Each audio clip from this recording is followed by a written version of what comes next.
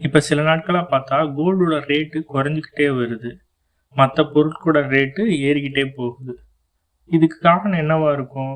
இப்ப நம்ம எல்லாரும் யோசிக்கிறது போர் நடக்குது. அதனால பெட்ரோலியம், கேஸ் சம்மந்தப்பட்ட பொருட்களோட ரேட்டு ஏறுது.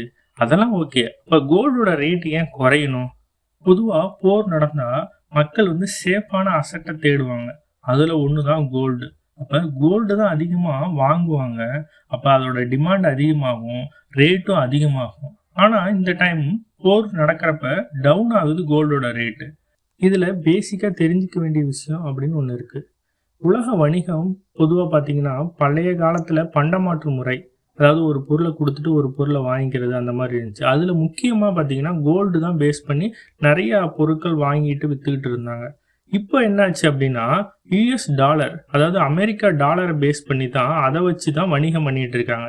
ஏன் அப்டின்னா, அது ஒரு பெரிய நல்ல வளர்ச்சி அடைந்த கண்ட்ரி.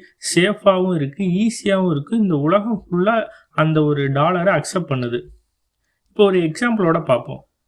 இப்ப இந்தியா ஒரு லோன் வாங்குது. பாண்ட் வச்சு அமெரிக்கன் டாலர லோனா வாங்குது. இப்ப நம்ம அமெரிக்கன் டாலர் நம்ம கையில இருக்கு. வேற எந்த விதத்துல நமக்கு அமெரிக்கன் டாலர் நம்ம கைக்கு வரும் அப்டின்னா, எக்ஸ்போர்ட் பண்றப்ப நம்மகிட்ட இருக்க பொருள ஏற்றுமதி பண்றப்ப, அது மூலியமா அமெரிக்காட்ட இருந்து நமக்கு டாலர்ஸ் நெறைய வரும். இப்ப நம்ம கையில நெறைய டாலர்ஸ் இருக்கு. இதே மாரி தான் எல்லா கண்ட்ரிக்கும் அமெரிக்கன் டாலர் போய் சேருது. இப்ப எக்ஸாம்பிள் பார்த்தீங்கன்னா, இப்ப ஒரு பெட்ரோலியம், கேஸ் ஏதோ வாங்கணும் அப்டின்னா, இந்த அமெரிக்கன் டாலருக்கு நிகரா எவ்வளோ பெட்ரோலியம் வாங்க முடியுமோ, அவ்வளோ பெட்ரோலியம் நம்மளால வாங்க முடியும். அந்த கண்ட்ரி என்ன பண்ணுவாங்கன்னா, அந்த டாலர வச்சு வேற அவங்களுக்கு தேவையான திங்ஸ வாங்கிக்குவாங்க. இந்த மாரி தான் மொத்த உலக நாடுகளும் வர்த்தகம் பண்ணிட்டு இருக்காங்க இப்ப வரையிலும். இப்ப போர் நடக்குது. யுஎஸ் டாலரோட மதிப்பு ரொம்ப ஸ்ட்ராங் ஆகுது. ஏன் அப்டின்னா, இன்வெஸ்டர் எல்லாரும் என்ன நெனைக்கிறாங்கன்னா, யுஎஸ் டாலர் தான் சேஃபான அசெட் அப்படின்னு நெனைக்கிறாங்க. ஏன் அப்டின்னா, உலக வர்த்தகம் ஃபுல்லாவே யுஎஸ் டாலர பேஸ் பண்ணி தான் இருக்கு. ஒரு பொருளோட ரேட் உலகத்துல எங்க ஏறுனாலும் யுஎஸ் டாலர பேஸ் பண்ணி இருக்கு. அப்ப உலகத்தோட வர்த்தகம் எல்லாமே இதுல இருக்கறனால ரேட்டு ஹை ஆகுது. இது பேர் தான் பணவீக்கம், இன்ஃப்ளூயன்ஸ் சொல்லுவாங்க.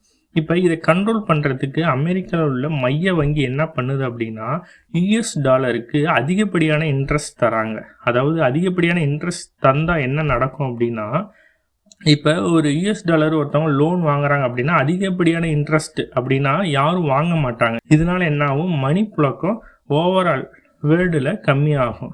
ஆட்டோமேட்டிக்கா பை பண்றது கம்மியாகும். இதனால ஓரளவுக்கு ஆயிலோ இல்ல மத்த பொருளோட ரேட்டோ கொஞ்சம் ஓரளவுக்கு ஸ்டேபிளா இருக்கும். இதுக்காக தான் அமெரிக்கால இருக்க மைய வங்கி அந்த இன்ட்ரெஸ்ட்டோட ரேட்ட அட்ஜஸ்ட் பண்ணுவாங்க. இப்ப என்ன நடக்குதுன்னா, போர் நடக்கறனால பணவீக்கம் அதிகமாயிரும் அப்படிங்கறனால அத இன்ட்ரெஸ்ட்டோட ரேட்ட கம்மி பண்ணாம உயர்த்துறதுக்கு என்ன வழியோ அதான் பார்த்துட்டு இருக்காங்க. இப்ப போர் நடக்குது. யுஎஸ் டாலரோட மதிப்பு ஸ்ட்ராங் ஆகுது. அதுக்கும் கோல்டு இன்கிரீஸ் ஆகுறதுக்கு, டவுன் ஆகுறதுக்கு என்ன சம்மந்தம்? இப்ப இன்வெஸ்டரோட மைண்ட் செட் என்ன அப்டின்னா, ஸ்டாக் ரொம்ப டவுன் ஆகுது. அப்ப அதுல இன்வெஸ்ட் பண்ண மாட்டாங்க. அதுலேருந்து இப்ப வெளிய வந்துகிட்டு இருக்காங்க. கோல்டு ஓகே அப்படிங்கிற அளவுக்கு இருக்கு. ஆனா யுஎஸ் டாலர் அதோட மதிப்பு ரொம்ப ஸ்ட்ராங் ஆகுது. அதுக்கு இன்ட்ரெஸ்ட்டும் சேர்த்து தராங்க. இப்ப கோல்ட நம்ம வாங்கி வச்சோம்னா அதுக்கு இன்ட்ரெஸ்ட் கிடையாது. அது நார்மலான நேச்சுரலான அசெட். அது லாங் டர்ம்க்கு ஓகே. பட் ஷார்ட் டைம் இப்ப இன்வெஸ்டர் என்ன பண்றாங்க அப்படின்னா, யுஎஸ் டாலர வாங்கி வச்சோம்னா அதுக்கு அதிகப்படியான இன்ட்ரெஸ்ட் தராங்க. அது ஒரு ப்ளஸ் பாயிண்ட். அவங்களுக்கு அது ஒரு இன்கம் ஆகும். அது இல்லாம யுஎஸ் டாலரோட மதிப்பு ரொம்ப ஸ்ட்ராங் ஆகுது. அதனால எல்லாருமே யுஎஸ் டாலர பர்ச்சேஸ் பண்ண ஆரம்பிக்கிறாங்க.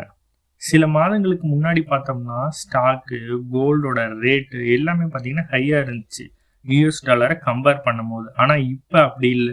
ஸ்டாக்கோட மதிப்பு ரொம்ப டவுன் ஆயிடுச்சு. கோல்டு ஓரளவுக்கு டவுன் ஆகி நியூட்ரல்ல இருக்கு. ஆனா யுஎஸ் டாலரோட மதிப்பு ரொம்ப ஸ்ட்ராங் ஆகி அப்புக்கு போயிருச்சு. மெயினா இன்னைக்கு பார்க்க வேண்டியது என்னன்னா, மக்களோ இல்ல இன்வெஸ்டரோ சேஃபான அசெட் ரேஸ்ல கோல்டு கிடையாது அவங்களுக்கு. இப்ப சேஃபான அசெட் அப்படின்னு நினைச்சுக்கிட்டு இருக்கிறது யுஎஸ் டாலர். டாலரோட ரேட்டு குறைஞ்சாலோ, டாலர் வீக் ஆனாலோ கோல்டோட ரேட்டு டாப்புக்கு போகும். இதுல இன்னொரு விஷயமும் இருக்கு. அதாவது மொத்தமா பர்ச்சேஸ் பண்ணி வச்சிருப்பாங்க கோல்ட நிறைய நாடுகள். அவங்களோட கரன்சி அதிகமா தேவைப்பட்டுச்சுன்னா அந்த கோல்ட வித்து கரன்சியா மாத்துவாங்க. ஆனா இன்னைக்கு சூழ்நிலையில இன்னும் அதை யாரும் ட்ரை பண்ணல. அப்படி பண்ணுனா இன்னும் கோல்டோட ரேட்டு ரொம்ப டவுனுக்கு போகும். அதெல்லாம் ஓகே. இப்போ கோல்டு வாங்கலாமா வேணாமா அப்படின்னு கேட்டோம்னா, கோல்டு இன்னும் கொஞ்சம் ரேட் குறையறதுக்கு வாய்ப்பு இருக்கு. அதனால நீங்க கோல்டு வாங்குறதுக்குன்னு சொல்லிட்டு ஒரு குறிப்பிட்ட அமௌண்ட் எடுத்து வச்சிருப்பீங்களா, அதுல ஒரு 10% இப்போ வாங்குங்க. இன்னும் குறைஞ்சிச்சு அப்படின்னா அதுக்கேற்ற மாதிரி பர்ச்சேஸ் பண்ணுங்க. இப்போ கோல்டு ரேட் குறையறதுக்கு வேற என்ன காரணங்கள்லாம் இருக்கலாம் அப்படின்னு சொல்லிட்டு கமெண்ட்ல உங்களோட கருத்துக்களை சொல்லுங்க.